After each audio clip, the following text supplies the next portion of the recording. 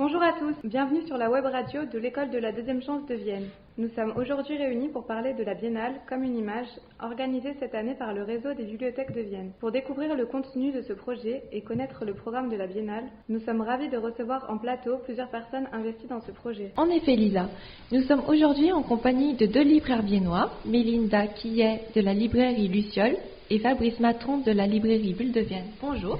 Bonjour. Bonjour. Cyrielle Collin, chargée des projets scolaires pour le théâtre de Vienne.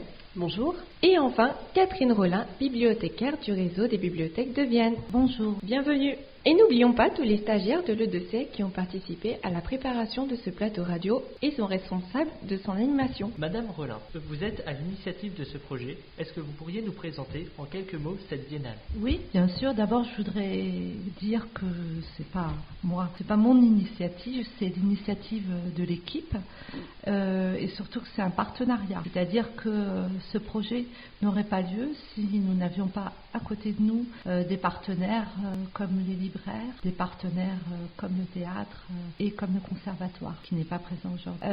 Mais du coup, le projet, c'est une deuxième édition et cette biennale, en fait, elle est sur l'image sans texte. Pourquoi l'image sans texte? Parce qu'en fait, les images nous racontent des histoires et un livre, par exemple, sans texte, c'est la possibilité pour tout le monde de comprendre l'histoire sans barrière de langue, sans barrière aussi culturelle, puisque tout le monde peut s'approprier cette image. C'est intergénérationnel, elle n'est pas seulement pour les petits, elle est aussi pour les grands. Aujourd'hui où nous vivons dans un monde d'images, il est important en fait de rappeler que la lecture d'images est une lecture à part entière, c'est-à-dire que les images, elles sont au quotidien dans notre univers. Simplement, en fait, il est important de savoir les décrypter pour ne pas, en fait, se laisser influencer par elles et pour pouvoir être actif dans cette lecture. L'importance aussi de l'image, c'est parce que beaucoup d'enfants, par exemple, qui sont en échec scolaire, ont cette capacité, grâce à l'image, ça peut être sur des vidéos, ça peut être sur d'autres supports, des films, ils ont la capacité de voir des choses que les adultes, et notamment des adultes instruits, savants, ne peuvent pas voir. Et je trouve que c'est important, enfin, nous trouvons important, en fait, de mettre en valeur justement cette capacité qui est un petit peu différente et qui permet de ne pas mettre toujours en avant seulement le côté savant voilà, de la lecture. En tout cas, merci d'avoir pris autant de temps à répondre à ma première question. J'en ai juste une petite deuxième, du coup. Quels sont les artistes partenaires de cette biennale et est-ce que vous pouvez nous en dire un peu plus sur leur travail? Et bien sûr. Pourquoi les avez-vous sélectionnés? Alors déjà, on a sélectionné des artistes qui, en fait, d'une manière ou d'une autre, étaient en lien avec, comme une image, l'image sans texte. D'autre part, nous avons choisi des artistes et des maisons d'édition qui ne soient pas forcément des grosses maisons d'édition et des illustrateurs connus, et s'il y en a, parce qu'il y a assez peu quand même d'illustrateurs que tout le monde connaisse. Mais du coup, nous avons d'abord retenu des gens pour leur travail, que là encore, évidemment, nos partenaires, les libraires, nous ont énormément aidés, puisqu'en fait, eux, c'est aussi leur travail du quotidien, de sélectionner dans tout ce qui paraît, qui est justement différent, ce qui est vraiment important à mettre en avant. Parce qu'en fait, on sait aujourd'hui qu'il y a énormément de choses qui paraissent, donc comment s'y retrouver? Et là, justement, c'est un peu un tremplin pour ces illustrateurs. Donc Gilbert Legrand, lui, il fait du détournement d'objets, c'est-à-dire des objets du quotidien, une brosse qui devient, je sais pas, un lion, par exemple. Nous avons comme artiste Nicolas Biancolevrin. Nicolas Biancolevrin, il réalise des films d'animation et également il écrit des bandes dessinées sans texte. Les films d'animation, il y en a certains avec du texte, il y en a certains aussi où il y a que des bruitages. Et puis Emmanuelle Bastien qui est une illustratrice qui travaille avec des tampons et sur du sans-texte. Elle ne fait pas que du sans-texte, mais elle fait du sans-texte, sous forme d'un livre accordéon. Donc là, ce sont ceux qui ont été en atelier Et puis également, nous avons la chance d'avoir d'autres artistes qui vont être là le 1er avril ou à d'autres moments, mais sur d'autres sites, dans des librairies ou au théâtre. Donc, je laisserai Cyrielle présenter l'artiste Alexandre Demey. Et nous aurons également, le jour du 1er avril, nous aurons Vincent Wagner, qui est un illustrateur en papier découpé notamment et en ombre chinoise. Et nous aurons aussi Yann Desgruelles, qui est un artiste illustrateur de bande dessinée et qui va faire une fresque ce jour-là, le 1er avril. Très bien, merci de votre participation et en espérant vous voir le 1er avril. Alors moi, j'aimerais savoir quelles ont été les actions menées depuis septembre dans le cadre du projet. En fait, le projet, on y réfléchit depuis 1 an, mais des actions, vraiment actions, on les a commencées en décembre à la bibliothèque par un atelier qui était justement un atelier où on imaginait une situation. On voyait une fenêtre, mais on ne voyait pas ce qui se passait derrière la fenêtre. Et l'enfant, en fait, devait retourner la page et imaginer quelque chose d'autre. Parce que ce que je n'ai pas dit, c'est que notre 2e édition s'appelle Semblant, faux semblant. C'est-à-dire que les images peuvent être trompeuses. On peut croire voir quelque chose, mais en fait, ce n'est pas du tout ce qu'on pensait. Du coup, c'est aussi un lien avec l'actualité. On prend une photo et puis on nous fait croire quelque chose, alors qu'en fait, ce n'est pas ça. Mais là, l'atelier était moins politique. Il était simplement l'occasion pour des enfants d'imaginer et de créer leurs histoires. Ça, c'était la première chose. Et depuis janvier, en fait, nous avons plus de 30 classes qui travaillent avec des artistes ou sans artistes. On a créé un module en 3 séances avec les classes de CP, CE1, CE2, CM1, CM2, quelques classes de maternelle. Et d'ailleurs, à cette occasion, il y aura un autre enregistrement que vous ferez, je ne vous l'apprends pas sans doute, avec une illustratrice, mais où vous serez justement présent à la fin d'un atelier. Donc comme ça, vous pourrez vous rendre compte par vous-même. Et du coup, eh bien, durant ce trimestre, les enfants ont travaillé sur l'image sans texte. Ils sont familiarisés aussi avec les mots. Un livre en carton, par exemple, ça s'appelle un leporello. Ils ont appris des mots comme ça. Et puis, en fait, ils ont préparé des choses qui vont montrer le 1er avril. Voilà. Donc ça, c'était pour les actions qui étaient à la bibliothèque.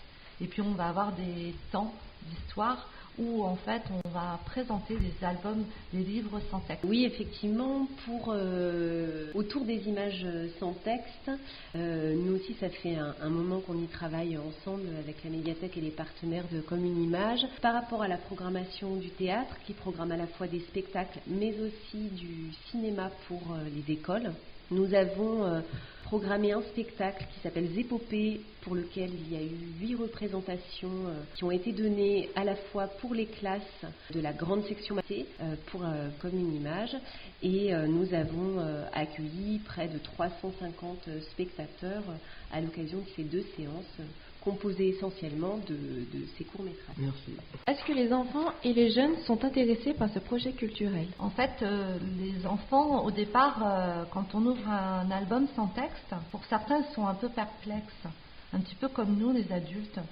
On tourne des pages et puis en fait, on a l'impression qu'on n'a rien à faire, juste à tourner des pages. Et puis du coup, nous, on met pas la voix, on met rien du tout, on tourne les pages. Et puis en fait, quand ils se familiarisent avec cette manière de faire qui est un petit peu différente, finalement, ils prennent conscience que c'est eux les acteurs, c'est eux qui regardent l'image et que c'est eux qui en fait inventent le récit, lisent les images et se font leur propre récit. En général, ça rend le lecteur très actif parce qu'il s'empare de l'image et que du coup, il s'invente sa propre histoire. Après, ça c'est ce qu'on a pu constater pendant les classes. Et par contre, la première année, la première édition, on a été étonnés en fait du succès. Et j'ai le sentiment qu'en fait, ça fait découvrir quelque chose, une thématique, mais qu'après, en fait, les gens s'en sont emparés. Aujourd'hui, en fait, on a par exemple des grandes images Et il n'y a aucun texte, on les prête. Ça, c'est justement Mélinda qui nous les a fait découvrir. C'était La maison est en carton, c'est des grandes images. Et cet éditeur était venu. Et depuis, en fait, ces grandes images, on les prête. Et les gens sont ravis, en fait, en famille, de voir tous les petits détails. Un petit peu comme Où est Charlie, que vous connaissez peut-être. Et bien là, c'est pareil, en fait, on cherche ces petits détails. Oui, moi je rajouterais que par rapport, ce que tu dis Catherine, c'est très juste par rapport à l'espace de liberté de la lecture d'images, c'est quelque chose qu'on sait tous faire quand on est petit, lire les images, c'est assez instinctif, c'est spontané, et qu'on perd en grandissant parce que quand on arrive vers l'âge de 5-6 ans, on commence à nous dire, allez, laisse tomber les images, il faut lire du texte maintenant, et puis on oublie, on perd cet instinct-là, et moi je trouve que la grande qualité de cet événement, c'est justement de remettre l'image au centre de la lecture, parce que c'est ce qu'on fait en premier, c'est ce qu'on sait tous faire, et je pense que vous parlez du jeune public et des enfants qui participent à l'événement. Je pense que c'est un événement qui est important aussi pour les adultes parce qu'effectivement ils sont obligés de laisser la place à une lecture qui n'est pas celle qui leur vient en premier lieu. Il faut qu'ils laissent le texte, ils n'ont pas de guide et il faut qu'ils se fassent confiance. Et ça c'est quelque chose qu'on perd en grandissant et moi c'est un événement qui me tient vraiment à cœur parce que nous en tant que libraire on vit avec les images, moi en tant que libraire spécialisé jeunesse et Fabrice dans la bande dessinée c'est évident aussi. C'est quelque chose qu'on côtoie tous les jours et c'est vrai qu'on se retrouve souvent confronté à des gens qui n'ont pas peur de l'image mais qui se sentent déstabilisés et à plus forte raison quand le texte est plus présent. Donc la grande qualité de cet événement c'est justement d'animer, de mettre en route, de faire participer les gens et simplement de leur dire vous pouvez y aller, ça se fait tout seul, faites-vous confiance. Oui, en fait, on a eu également la participation de lycéens du lycée La Fitzgerald et également du lycée Galilée. Des jeunes, en fait, on les a positionnés sur un atelier hiéroglyphe, qui est en fait un atelier qui est en lien avec une revue lyonnaise qui s'appelle Georges. Et du coup, l'hiéroglyphe, c'est quand même aussi des dessins qui suggèrent un mot, qui suggèrent en fait une idée. Donc, il y a du lien avec la Biennale comme une image. Et puis également, en fait, certains jeunes vont être là à nos côtés pour guider les gens dans la manifestation. La première année, on avait déjà fait participer des classes des PEP, force de vente, et en fait, ils avaient créé un kamishibai, c'est-à-dire un petit théâtre de papier qu'ils avaient imaginé avec un artiste, et ils avaient également été à nos côtés pour justement guider les gens. Voilà. Et puis là, cette année, c'est avec vous aussi qu'on travaille, et c'est vrai moi j'étais très contente de vous rencontrer, de vous présenter justement l'artiste Emmanuel Bastien, les autres artistes, et c'est vrai que pour nous c'est très riche aussi. Je trouve que c'est important que vous sachiez qu'aussi nous on est très contents en fait de ce partenariat et de travailler avec vous. Pourquoi avez-vous choisi en tant que librairie d'être partenaire de ce projet? Sous quelle forme les librairies de Vienne participent-elles à la Biennale? Alors pour nous ça sera la première année, on va participer à la Biennale en tant que librairie spécialisée de bande dessinée. Alors, il y a plusieurs raisons qui nous en font participer à ce projet. Le premier, c'est qu'on est des partenaires historiques avec la médiathèque. Donc, ça nous semblait tout à fait normal de répondre aux attentes de la médiathèque et d'être présent. La deuxième chose, et qui est très importante pour nous, c'est que nous sommes une librairie spécialisée de bande dessinée. Et il y a encore, malheureusement, un fort a priori sur la bande dessinée, sur la lecture, sur de la sous-culture, sur de l'écriture pour les idiots.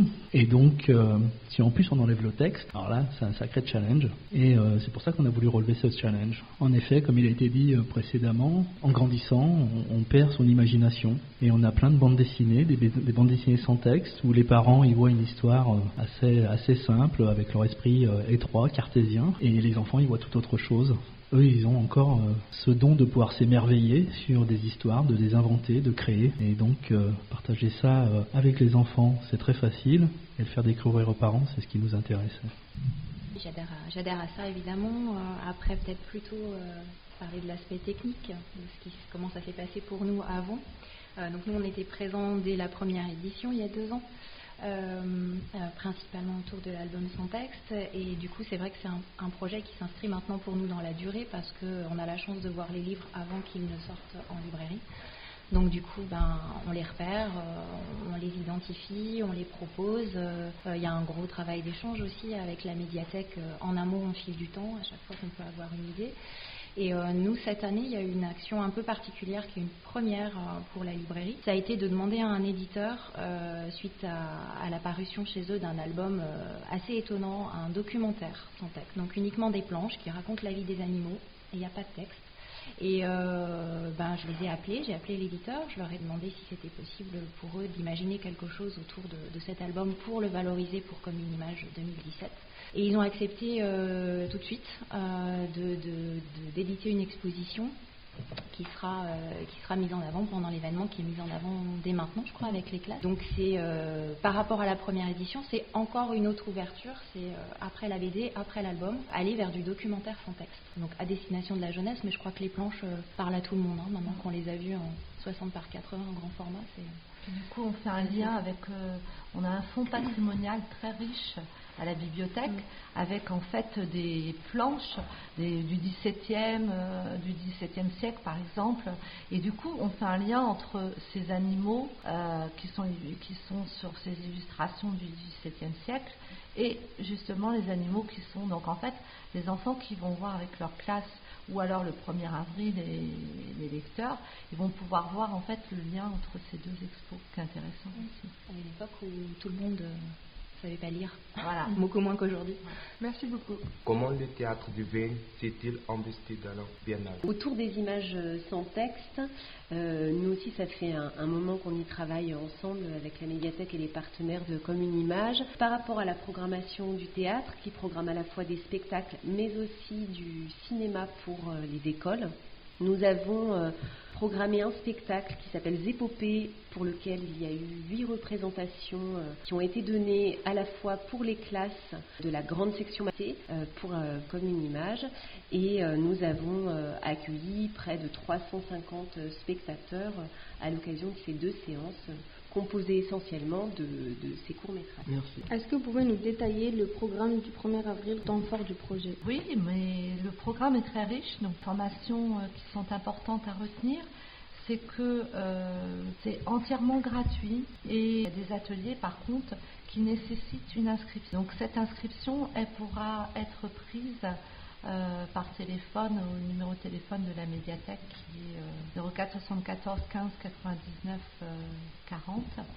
Ces inscriptions, elles seront prises à partir du samedi 18 mars et il y a un nombre limité de places dans les différents ateliers. Plusieurs ateliers avec des artistes, notamment le matin. En fait, l'idée, ça a été faire à la fois des ateliers et aussi des moments où en fait le public peut rencontrer lors de dédicaces des artistes. Du coup, c'est ça qui est compliqué, c'est qu'en fait on veut tout faire, on aimerait pouvoir proposer plus d'ateliers, mais c'est important aussi que les artistes soient sur les stands des libraires. Donc il y aura des stands de libraires qui présenteront des albums sans texte, donc albums, bandes dessinées, DVD. Et bien, à ce moment-là, les artistes seront là et les gens pourront leur poser des questions. Donc il y a un moment qui est encore plus adapté à cet échange, c'est midi. Donc à midi, en fait, il y a une rencontre avec les artistes autour d'un verre. Sinon, le matin, donc, un atelier avec Emmanuelle Bastien, une illustratrice. Elle va faire un atelier Leporello, c'est-à-dire des histoires qui se déplient. Et puis l'après-midi, à 15h, un autre atelier qui, lui, sera plus en lien avec l'exposition qui sera au rez-de-chaussée de ses œuvres. Vous pouvez dès à présent voir d'ailleurs une figure, un bonhomme, c'est le nom de son personnage, qui est sur la vitre. Quand on se gare sur le parking, on le voit d'ailleurs. Et donc voilà pour Emmanuelle Bastien. On a Nicolas Bianco-Levrin qui lui aussi fera un atelier le matin. Et l'après-midi, en fait, ce sera davantage des échanges et des projections des réalisations des jeunes en fait, notamment lycéens, qui ont réalisé un film d'animation. Donc je ne donne pas les horaires parce que c'est trop, il y en a trop. Gilbert Legrand qui va faire un atelier le matin et l'après-midi. Donc Gilbert Legrand, je vous rappelle, c'est du détournement en fait d'objets du quotidien. Donc on rassemble des objets, rouleaux, etc. Et en fait, il va permettre aux enfants de réaliser des animaux imaginaires, enfin toutes sortes de choses. Il y a également le matin l'atelier avec Alexandre Demey, le clown, avec un travail autour du corps qui se métamorphose. Donc ça, c'est le matin. Et puis, il y aura tout au long de la journée Yann Desgruel qui va faire une fresque. Mais ça, Fabrice va vous en parler davantage. Alors, c'est pas lui qui va faire une fresque, en fait. Il va faire une fresque aux enfants, c'est-à-dire qu'il vient avec un grand drap blanc sur un écran, et c'est les enfants qui vont dessiner ces personnages. Et en fonction des tranches d'âge des enfants, certains vont faire le remplissage en peinture, d'autres vont faire les tours des personnages. Voilà, c'est une fresque interactive avec le public en fait. Voilà, lui, il encadre simplement. Donc on a également l'équipé. L'équipé, en fait, on a quand même la chance à Vienne. D'ailleurs, on le voit de plus en plus, ces films d'animation prennent de l'ampleur. On en parle au César, par exemple. Et on a juste à côté de nous, à Bourg-les-Valences, un centre de formation, également en fait des réalisateurs de films d'animation qui sont devenus des films très connus. Et du coup, c'est intéressant pour nous de travailler avec l'équipé. Et l'équipé va proposer de découvrir de façon interactive tous les secrets de la réalisation d'un film d'animation en volume. Et ça à 10h ici à l'auditorium. Donc tout au long de la journée, des projections de Nicolas Bianco-Levrin, des performances du conservatoire, parce qu'en fait on en a peu parlé, parce qu'en fait le conservatoire cette année s'associe à nous. Donc en fait on va pouvoir assister à un moment de répétition du Festin de Balthazar. C'est une musique de scène inspirée d'un tableau de Rembrandt, et ça réalisé par l'orchestre symphonique du conservatoire. Des images dansées, donc ça c'est des créations musicales chorégraphiques des élèves sur des extraits d'albums. Et puis donc il y aura les expositions, donc l'exposition dont Mélinda a parlé, qui s'appelle en fait Imaginature et qui est en lien avec Bestiaires sans frontières, gravures d'animaux du 16e au 19e. Donc il y aura aussi toutes les créations des enfants réalisées dans les ateliers dans les classes. Donc ça représente pratiquement 400 réalisations en volume ou à plat qu'on va essayer de mettre dans notre bâtiment. L'exposition de Emmanuel Bastien, les ateliers jeux hiéroglyphes dont on a parlé, la fresque collective, les lectures, et puis aussi ce qu'on appelle en fait un cabinet de lecture.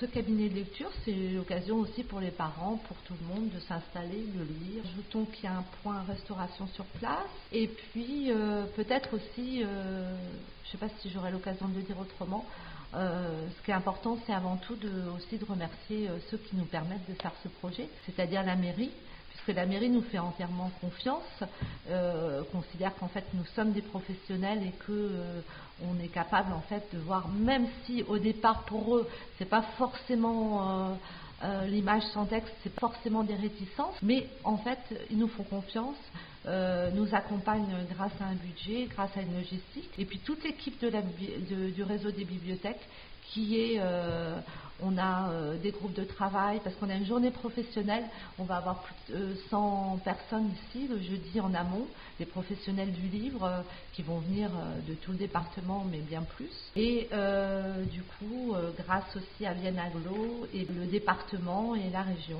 Voilà, donc toutes ces subventions qui en fait nous permettent de mettre en place ce projet. Merci à tous pour votre participation à ce plateau radio, organisé à la médiathèque de Vienne et animé par les stagiaires de l'école de la 2e chance. Rendez-vous le 1er avril à la médiathèque le 30, et pour plus d'informations, allez sur le site de la médiathèque le30.fr. Merci à tous.